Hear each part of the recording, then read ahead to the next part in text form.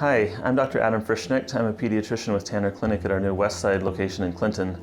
Today I want to talk about a growing trend in the baby feeding realm known as baby-led weaning.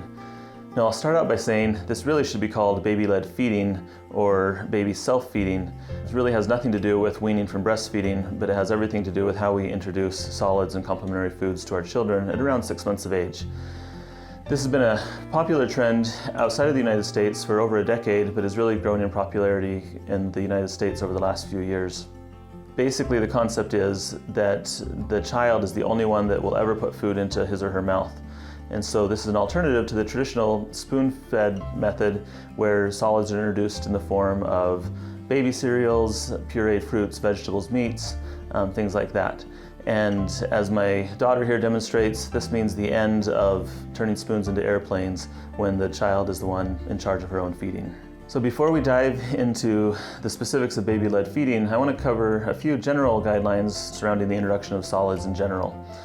So your pediatrician can be a great resource in this topic. I typically like to talk to my families at the 4-month check so that by the time their babies hit the 6-month recommended milestone, they have a plan and they're ready to go.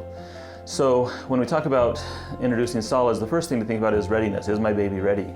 Signs of readiness may include the baby showing interest in feeding. She may start licking her chops when she watches you eat. Another important thing is that they be able to sit up on their own, relatively unsupported in their high chair or on your lap.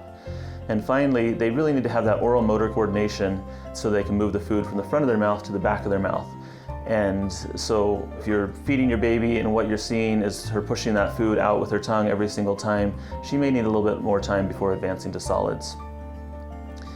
Other things that we talk about with introducing solids is really introducing one food at a time so that you know if a rash or a reaction is caused by one specific food. I typically recommend introducing a new food every 2 to 3 days.